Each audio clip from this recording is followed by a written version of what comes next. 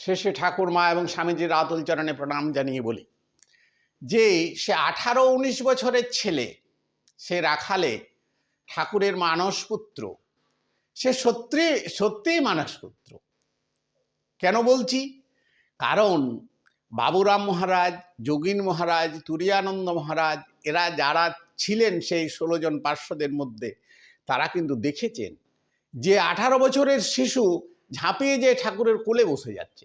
ঠাকুর আবার একবারে 5 বছরের শিশুর মতো তার গায়ে মাথায় হাত বুলিয়ে মহা আদর করছে, কোলে মানে কোলে বসিয়ে করছে। আবার কখনো কখনো বলছে আমি তোমার পিঠে চড়বো।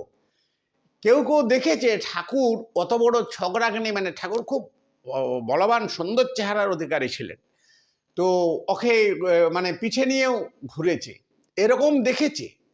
এবং কোনো কিছু করলেই বলতো ও রাখালের দোষ ধরো না, রাখালের দোষ ধরো না, ওর বালক স্বভাব, ওর গাল টিপলে দুধ বেরোয়। কিন্তু তার চেয়ে 9 দিনের বড় 18 দিনের বড়দের গাল টিপলে দুধ বেরোয়নি। কিন্তু মানে তুরীয়ানন্দ মহারাজের স্বামীজি নরেনের এরকম কথা কিন্তু ঠাকুর একবারও বলছেননি, কিন্তু রাখালকে বলছে বালক স্বভাব, ও ব্রজের রাখাল। সেই বালক স্বভাবে যেমন কৃষ্ণের সঙ্গে তারা মিশে সবকিছু একাকার করে দিয়েছিল। প্রভু কৃষ্ণের কোলে উঠে যেত, কাঁধে উঠে যেত, তার সঙ্গে তাকে সবকিছু করাতো।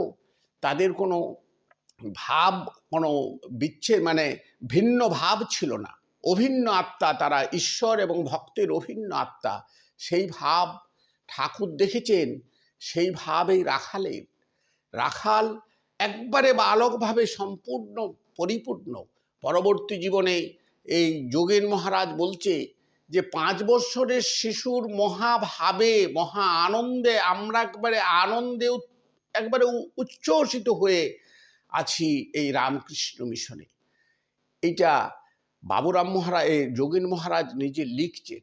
বাবুরাম মহারাজও লিখেছেন যে অদ্ভুত জিনিস, ব্রহ্মানন্দ অনেক অনেক সমস্যার সমাধান করেছেন একবারে বালকের মতো। কারোকে কোনো বোকা নেই, ঝোঁকা নেই, কিছু নেই। তাদের মনের গভীরে যে দুশ্চিন্তার জন্ম হয়েছিল সেইটাকে কিভাবে তুলে নিয়েছে, তারপর সবকে হাসিয়ে একবারে আনন্দে ফুটিফাটা করে দিয়েছে। নিজে একবারে আনন্দের স্বরূপ ছিলেন। পর মুহূর্তেই তিনি গম্ভীর হয়ে একবারে নির্বিকল্প সমাধি যেতে পারতেন। এর চেয়ে আর বেশি যোগীর চাওয়া নেই এই ইহলোকে। এই হলো সেই শিশু যে বাবার কোলে চড়েছে, পিঠে চড়েছে। নমস্কার, সবাই ভালো থাকবেন, সুস্থ থাকবেন, আনন্দ